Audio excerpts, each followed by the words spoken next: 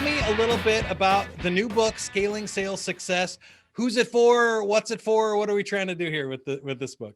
Well, Mike, it's written for sales leaders. In my opinion, sales leaders have the hardest job in the organization because they're trying to grow their people, grow the business, and grow themselves. And there's a lot of balls that they're juggling each and every day. But ultimately, the organization is looking to them to drive revenue throughout the organization. So it's a tough job.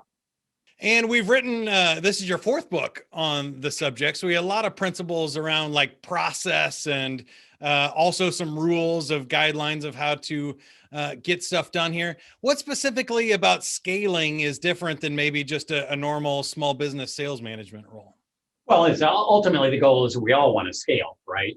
Some of the books are based on, here's a playbook from where you are to where you'd like to go. Others are really helping us take ourselves to the next level. This one is really focused on what you need to do with your people and how to deal with the organization that you manage in order for you to scale. Because ultimately, all roads are going to lead to that sales leader. And so what do you need to do? How do you need to think? How do you need to act in order for you to have an organization that's working on all 8 cylinders? And that's the goal. What is one attitude you'd like people to have leaving the podcast? Listen for the truth.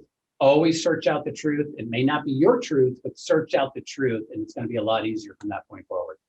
One behavior you'd like people to do?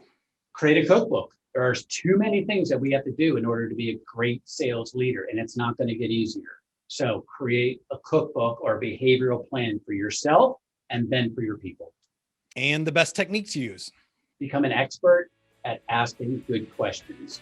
Always ask questions. There's always 1 or 2 more questions that you could have probably asked. And the more you ask, listen, the value of a sales manager is determined by the questions that they ask, not the information that they dispense. That's what you should take away. Thank you for watching this highlight video from the How to Succeed podcast. You can subscribe to the podcast on iTunes, Google Play, and Spotify, or click subscribe right here on YouTube to get notices about future episodes.